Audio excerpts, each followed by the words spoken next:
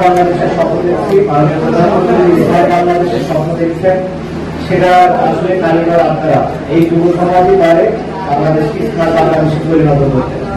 আমার কাছে মনে হয় পড়ালেখার পাশাপাশি সবসময় এই যে এরকম রিয়েল লাইফ এক্সপিরিয়েন্স দরকার মানুষের, যেখান থেকে তারা প্রশিক্ষণটা পেয়ে নিজেদেরকে স্বাবলম্বী করতে পারবে। বেকারত্বের সমস্যা অনেকাংশে দূর হবে বলে আমি মনে করি।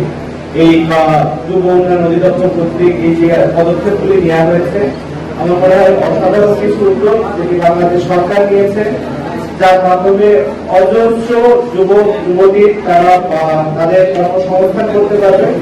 শুধু অন্যের উপর ভরসা করে তারা থাকবে না, তারা নিজেদের পায়ে দাঁড়াতে পারবে, স্বাবলম্বী হতে পারবে, তাদের পরিবারকে স্বাবলম্বী করে তুলতে পারবে এবং এইখান থেকেই বাংলাদেশ উন্নয়নের অগ্রযাত্রায় পৌঁছে যাবে এবং বাংলাদেশ মাননীয় প্রধানমন্ত্রীর যে স্বপ্ন একটি স্মার্ট বাংলাদেশ তৈরি হবে, সেইখানে আপনারা সবথেকে বড় ভূমিকা রাখবেন। সাংবাদিক ভাইদেরকে ধন্যবাদ জানাতে হয়, তারা এত কষ্ট করে এখানে এতক্ষণ ধরে অপেক্ষা করছিলেন। আমাদের বাংলা জেলার যদি রাজনৈতিক কোনো ব্যক্তিত্ব উপস্থিত থাকেন তাদের সবাইকে ধন্যবাদ। যদি থেকে থাকেন আমাদের কর্মকর্তা আছেন, সেক্রেটারি বাংলা জেলা আওয়ামী লীগ, তাদেরকে ধন্যবাদ জানাই, তিনি কষ্ট করে এখানে এসেছেন। যুব উন্নয়ন অধিদপ্তরের সকল কর্মকর্তা কর্মচারীকে ধন্যবাদ জানাই, যারা এই অক্লান্ত পরিশ্রমের মাধ্যমে এই প্রোগ্রামটি সফল করেছেন। মঞ্চে উপস্থিত অন্যান্য যারা আছেন সবাইকে আমি ধন্যবাদ জানাচ্ছি।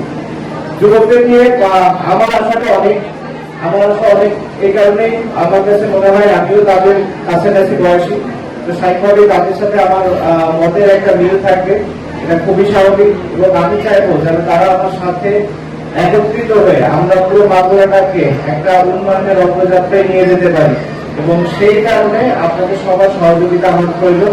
আশা করছি আপনাদের কাছ থেকে আমি সহযোগিতা পাবো। অ্যাট দি সেম টাইম আমার যা যা করার দরকার আছে আমি সর্বোচ্চ দিয়ে করার চেষ্টা করবো। আমি অলরেডি কথা বলেছি যে কিভাবে যে একটা এডিটিভ ফান্ড এসেছে, এখানে সর্বোচ্চ সহযোগিতা বাঁকুড়া জেলা পেতে পারে এবং যার মাধ্যমে আপনারা উপকৃত হতে পারেন, সেই কাজ আমরা করবো।